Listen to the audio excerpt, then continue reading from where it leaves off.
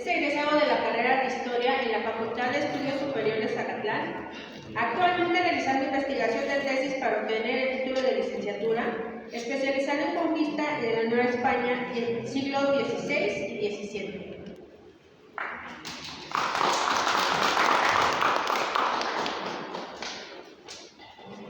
Bueno, yo les voy a hablar sobre un pleito que hubo entre Francisco Rodríguez de Magariño y el pueblo de Tenayucan. En específico voy a iniciar comentando varias cosas. Esto es de carácter administrativo sobre todo. Entonces, para empezar, voy a iniciar mencionando que entonces el Códice Mendoza, esto que está aquí es Tenayucan o Tenayuca, probablemente el nombre real fuera Tenayucan, y este es Culhuacán o Colhuacán. Los mexicas, bueno, ya saben, son unos extranjeros, llegan, terminan avasallando a todos los pueblos, pero antes, originalmente llegan los chichimecas o nahuas, parece que eran nahuas, y se establecen en Tenayucan, que significa, como ya les han dicho muchas veces, lugar cercado. Los otomíes vivían en lo que es Tocalhueyacan, no sabemos realmente cómo se llamaba el pueblo, ese es un nombre náhuatl que le impusieron los conquistadores nahuas. Estaban en constante conflicto con los tenayucas. En algún momento los de Tenayuca se van a Texcoco, precisamente parece ser que por conflictos con Azcapotzalco. Y finalmente, cuando viene la conquista, esto pasa a ser parte de las distintas encomiendas. Bueno, lo que les quiero decir, ¿qué es la encomienda? Está muy satanizada la encomienda, hay toda una leyenda negra alrededor de lo que es la encomienda y mucha oscuridad acerca de qué es la encomienda.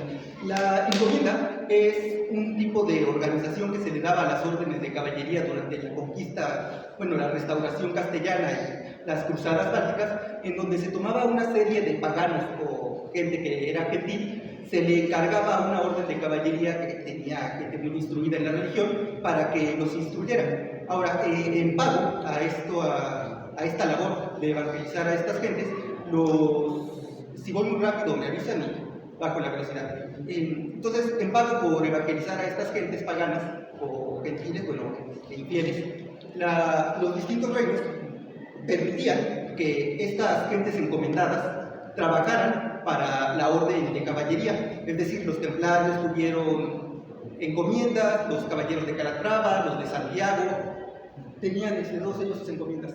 Cuando viene el descubrimiento del Nuevo Mundo, hay una serie de reformas aplicadas por Isabel de Castilla en la península, en su reino que es Castilla, y mucha gente ya no tiene cabida de ascenso social. Por suerte o para ellos, se descubre el Nuevo Mundo, y que ven aquí, lejos de ser el conquistador que conocemos con su armadura de acero, es el conquistador arquetipo. Armadura de algodón, vendida prestada de los indios, escudo de cuero, y esta espada podría o no ser. Normalmente usaban un alfanje que es como una especie de machete. Eran gente de clases bajas y raramente había hidalgos. Normalmente los hidalgos ocupaban puestos altos. Aquí hay otro ejemplo, incluso ya tiene prestado un escudo indígena.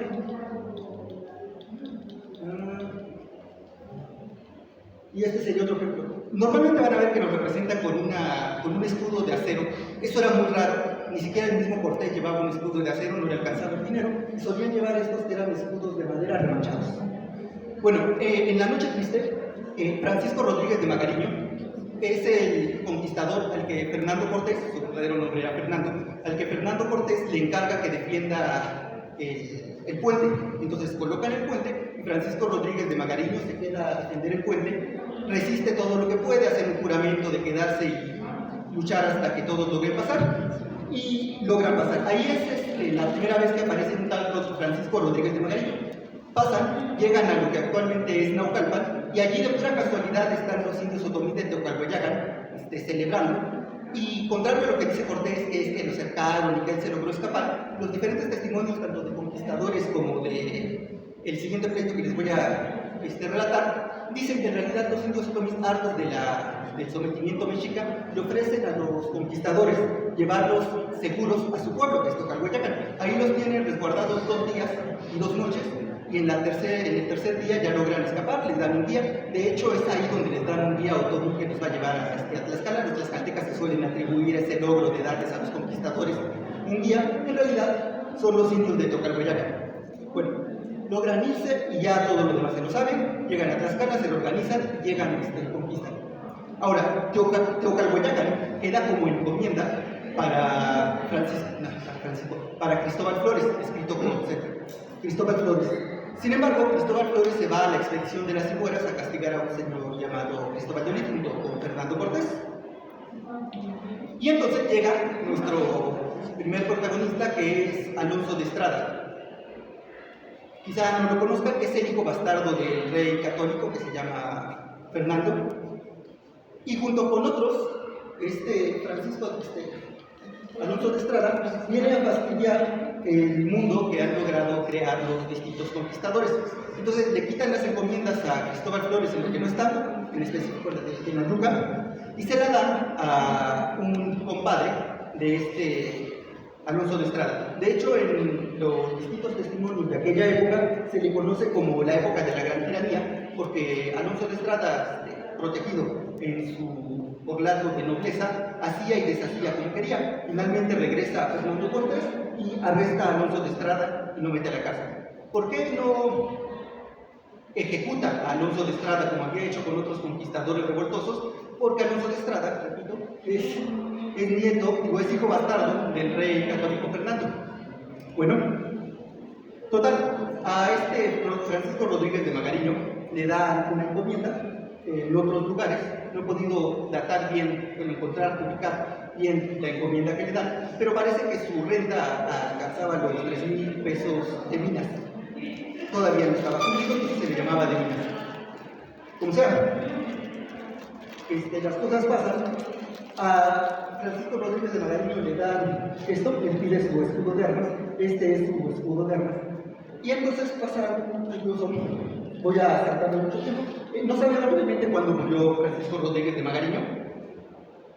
No está testificado. Parece que ya para 1548 ya había fallecido. También hay testimonio de que los indios lo querían mucho porque era muy protector con ellos. Y hay que entender que la encomienda era para proteger a los indios y que los funcionarios reales trastocaron todo. Entonces, los funcionarios reales, normalmente grandes de España o de Castilla, venían y quitaban las encomiendas, esclavizaban a los indios, y los encomenderos, que lo que querían ser era señores feudales, se desquiciaban porque les estaban quitando los indios a los que ellos querían tener a modo de vasallaje, es decir, de siervos, y crear una nobleza local tipo feudal. La corona siempre se opuso a que se creara una nobleza local. Bueno, no sé para qué estoy ahí dejando con Francisco Rodríguez de Magariño. Sabemos que ya para 1548 había fallecido. Sabemos que el virrey Mendoza trató de disolver las encomiendas porque así se lo ordenó el rey Carlos V alemán. Y también sabemos que tiene varios hijos, no sabemos específicamente cuáles son los nombres. Es curioso porque un señor llamado Durante de Carranza, que era hijo de un conquistador que estuvo ahí en la fallida expedición a la Florida, que nos deja nota de diseña de casi de cada conquistador, no menciona quiénes son los hijos de Francisco Rodríguez de Magariño, pero sí nos menciona a sus bisnietos.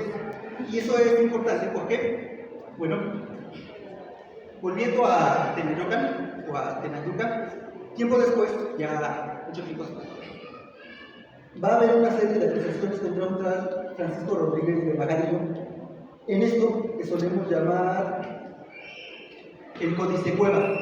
Está estudiado desde 1913, de hecho ha llamado mucho la atención a los mexicanos desde 1913, ya está paleografiado desde 1913 y relata los abusos que hizo el corregidor contra los indios de Tenayuca.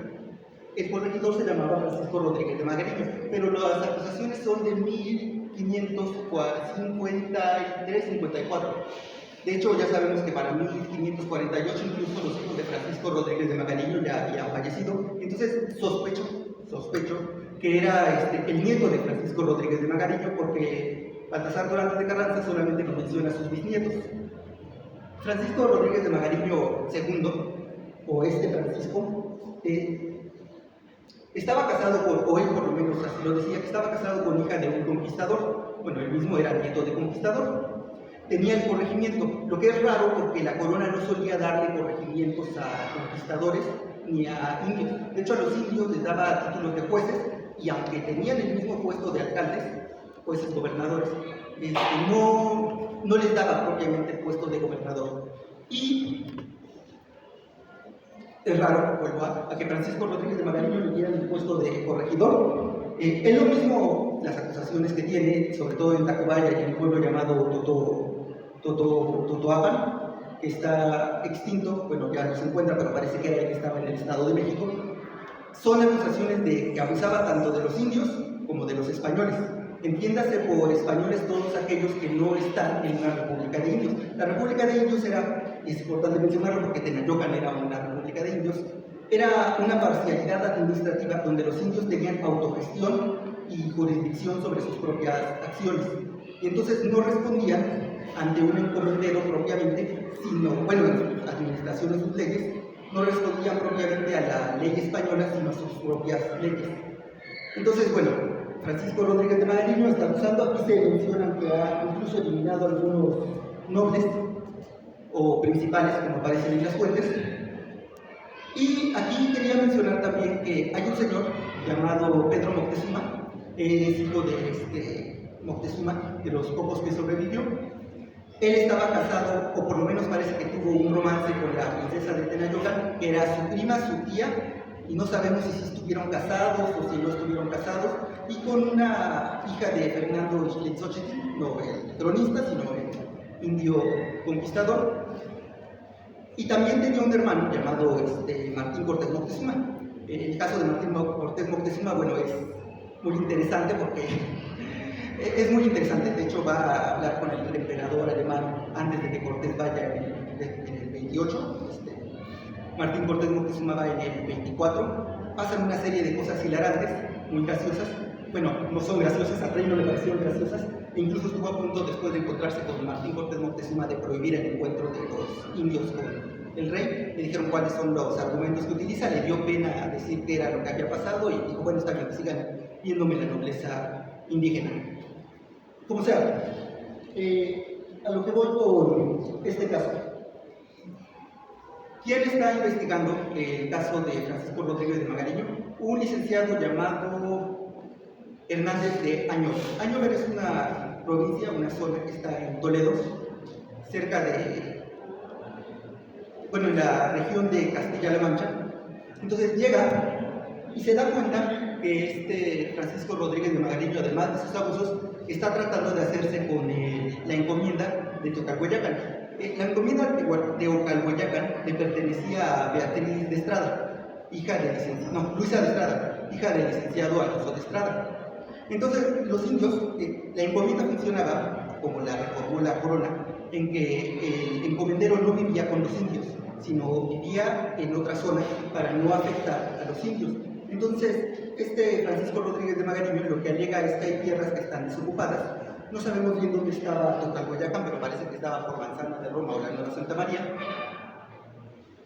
Entonces, Francisco Rodríguez de Magariño llega y dice que hay unas tierras vacías que se las puede ocupar. Él era amigo de algunos funcionarios reales, bueno, no eran reales, funcionarios de la administración novohispana. Pide que le dejen utilizar esas tierras, le dicen que sí, y entonces él le dice a los indios de Tocalhueyacan que trabajen en esa zona. Y ya cuando ellos le van a cobrar, él les dice que no les va a pagar. Acto seguido, trata de arrebatarle la encomienda a Beatriz de Estrada, Luisa de Estrada. Problema, Luisa de Estrada está casada, bueno, era viuda de Jorge de Alvarado. Jorge de Alvarado es hermano de Pedro de Alvarado. Entonces, cuando esto pasa, enjuician a Francisco Rodríguez de Magariño, lo meten a la cárcel, le piden una multa y él le dice al juez que como es Navidad, que ya lleva como 2 meses encerrado, si puede ir a festejar Navidad y luego regresar a la cárcel a terminar de pagar su condena. El juez, que además era su amigo, le dice que no hay problema, entonces Francisco Rodríguez de Magariño ya no regresa. Finalmente, Hernández de Hernández de Añover,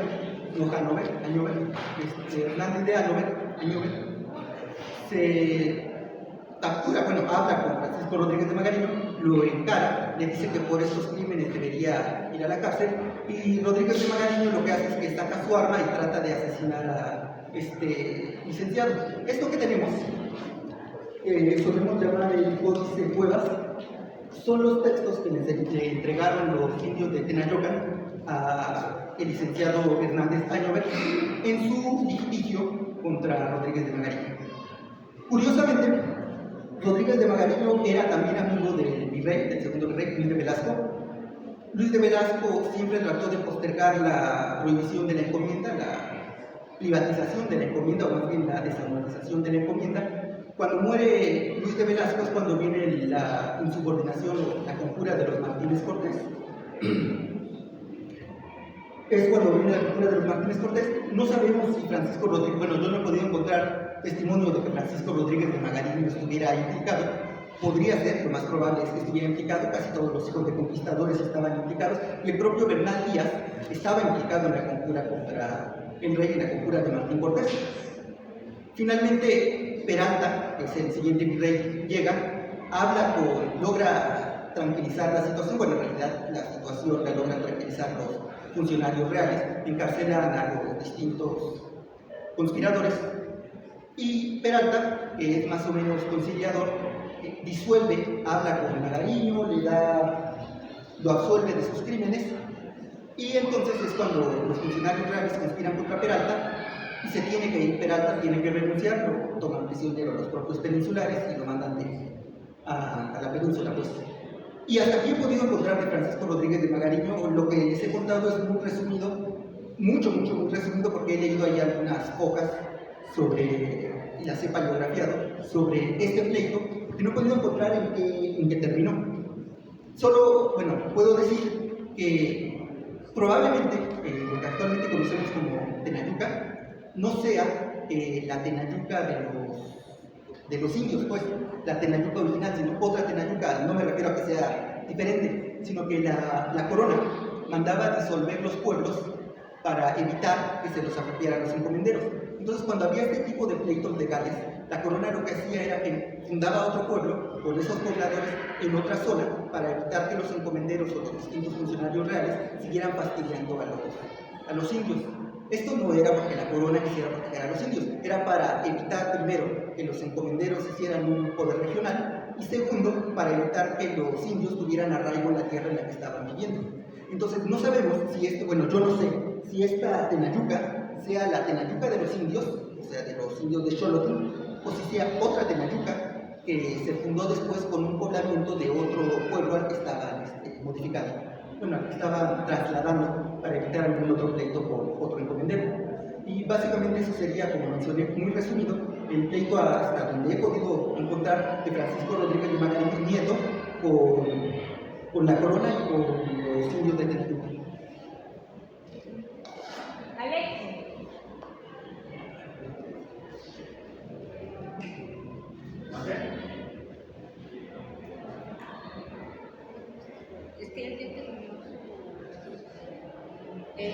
¿Alguna pregunta? Perdón.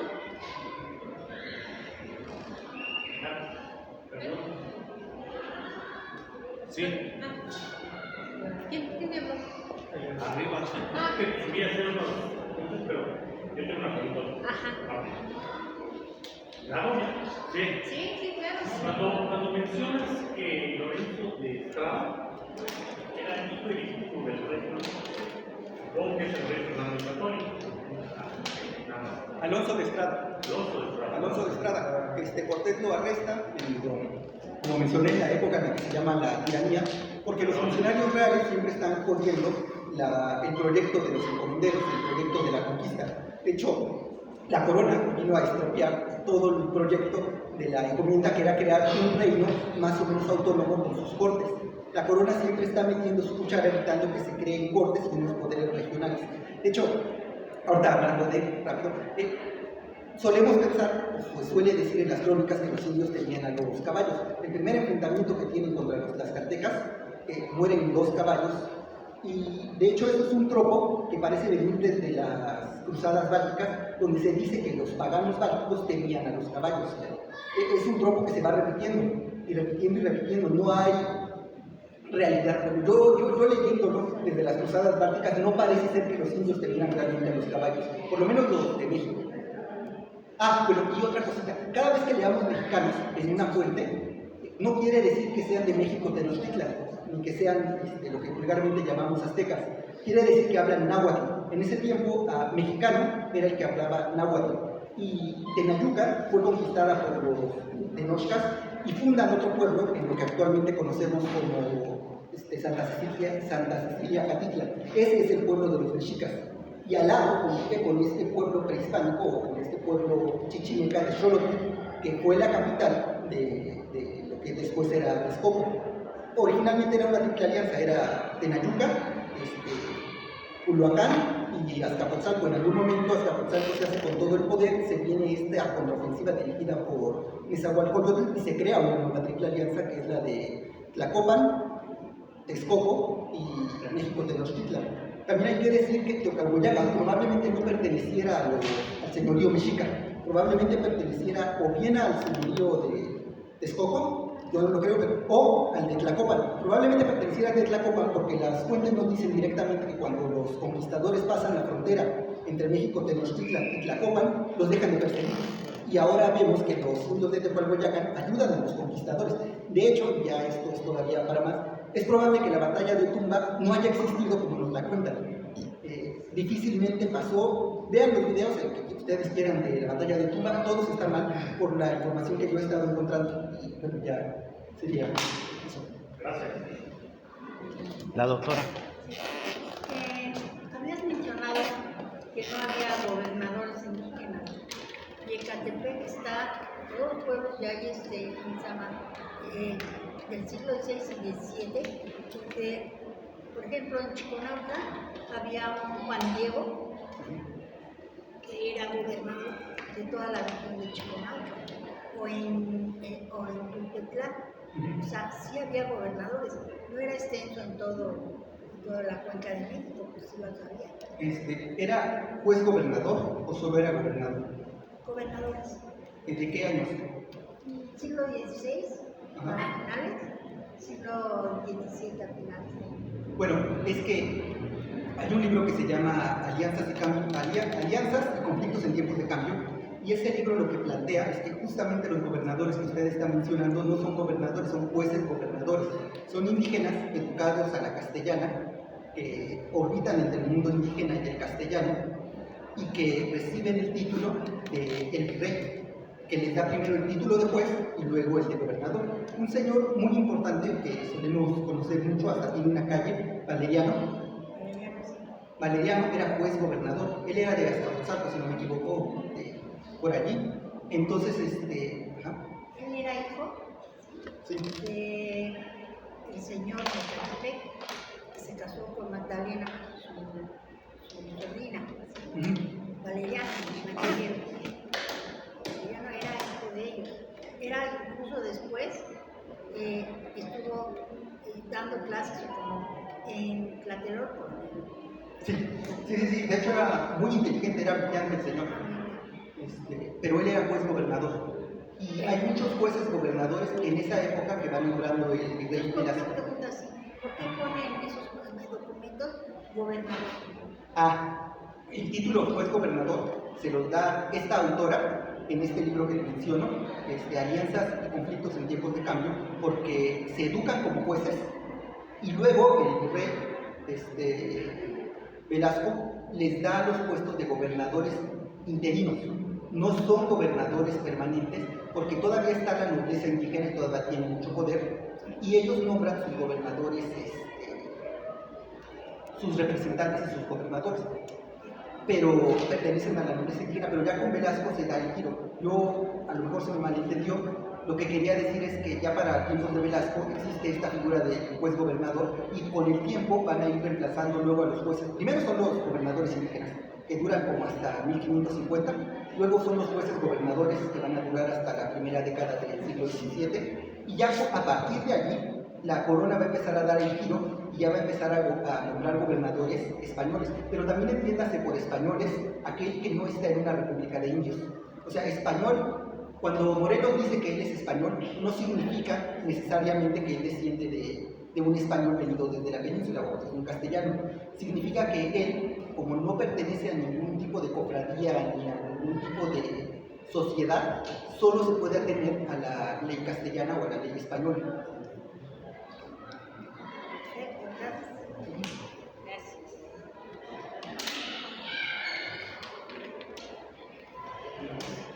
Una pregunta más. Dos preguntas.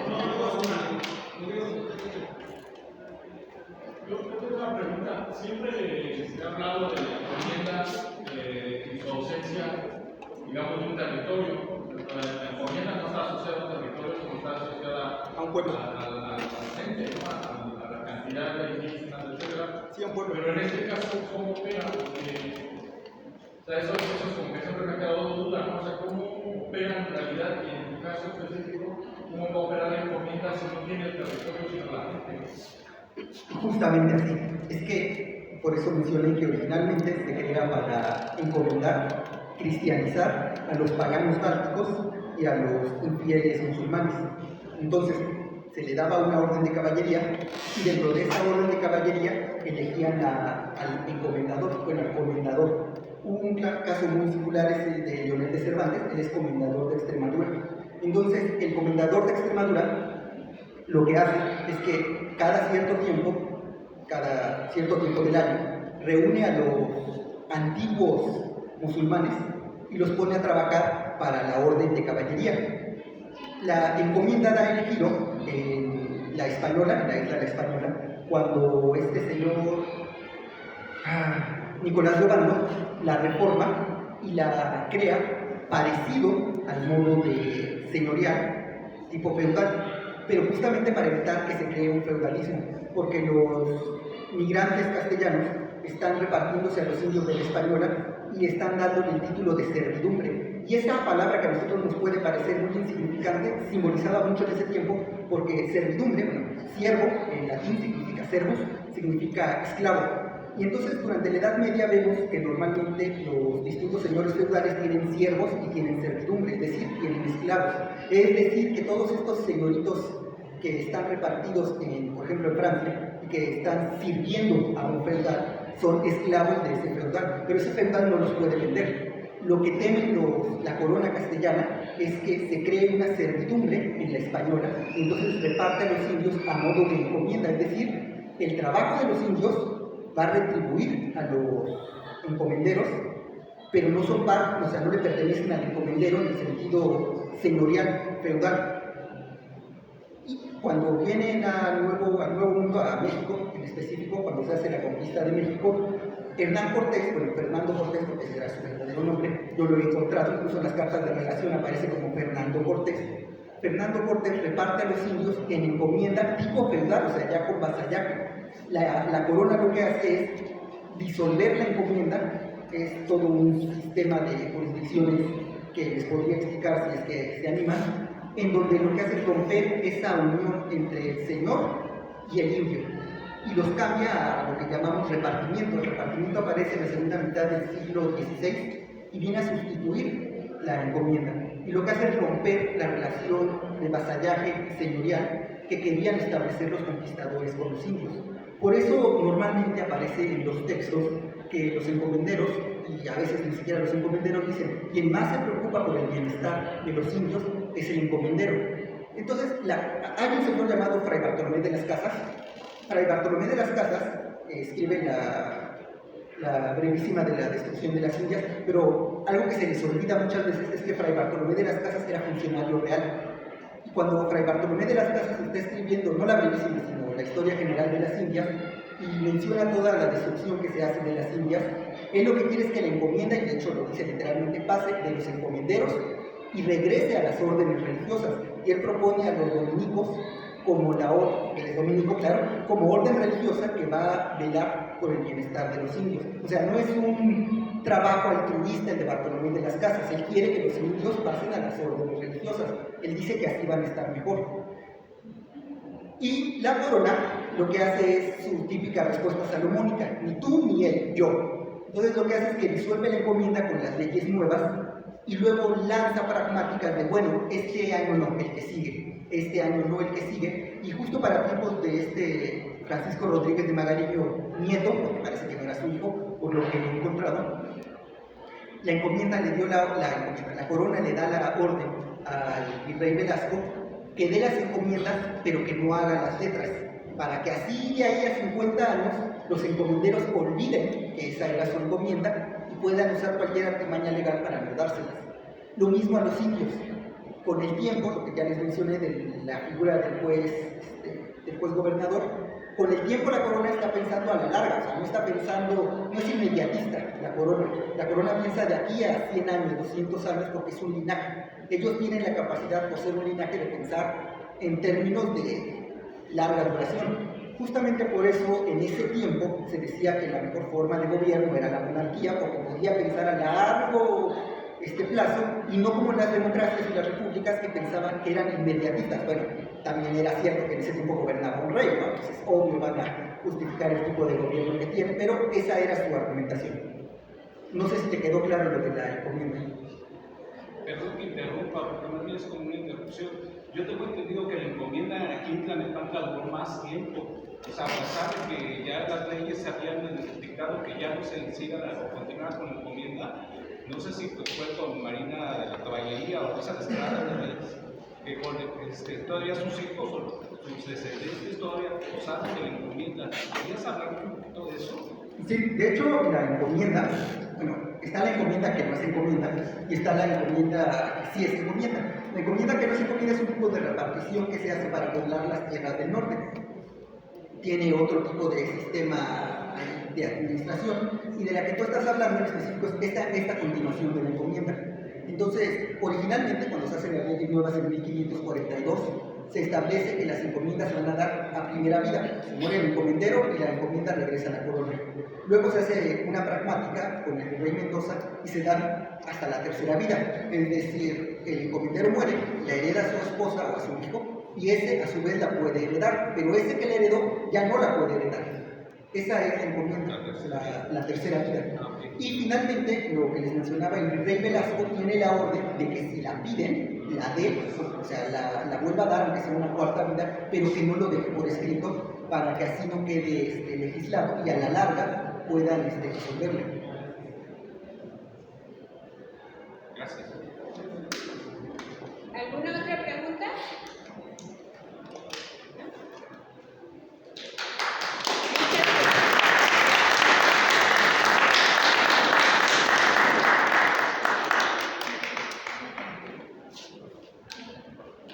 Seguimos aprendiendo, ¿verdad? Prodigios de aquí de Tlalnepantla. Daniel, Alejandro. Vamos a darle un aplauso bien, nos habló de tantas cosas.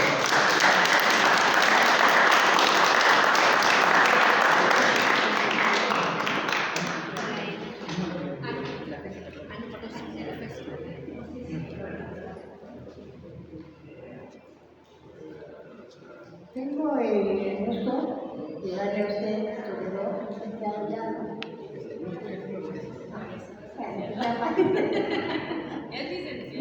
se llama Daniel Alejandro León Mora, y su conferencia es Tlalnepantla y sus pueblos.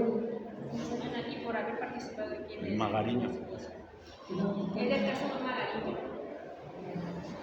Francisco Rodríguez de Magariño. No, no está aquí. Pero muchas felicidades, ¿cómo sabes? Es que casi nadie se enrolla en la administración, y todo está en la administración. Bueno, y en la administración hay un montón de papeles. Métanse a Archivo de Indias, bueno, están escritos todo feo, pero lo pueden leer, y ahí hay un montón de papeles que si hay una conspiración de la corona es contra los conquistadores y contra la nobleza indígena, así rápido. Hay un señor que llamamos Fernando de Alba Ixochitl, bueno, él se llamaba Fernando de Alba Cortés, su apellido era sospechoso, no le daban los puestos. Cuando le dan el puesto de gobernación de Texcoco, los mismos peninsulares organizan a los indios para pelearlo. Y entonces él va muy triste, se encuentra con su primo que se llama Juan Poma, que escribió la relación de Texcoco, y su primo le dice, es que tienes que pedir como noble indígena. Y entonces Fernando de Alba Cortés se cambia el apellido a Fernando de Alba Ixochitl, reescribe sus peticiones a la corona, acto seguido le llega otra vez la gobernación de Texcoco, y ya los indios no lo persiguen porque ya los peninsulares no están injuriando contra ellos. Si no existe una élite mexicana es porque la corona castellana la saboteó, tanto indígena, o sea, tanto de la nobleza indígena como de los conquistadores. Muchas gracias. Felicidades. Gracias por Muchas gracias. Bueno.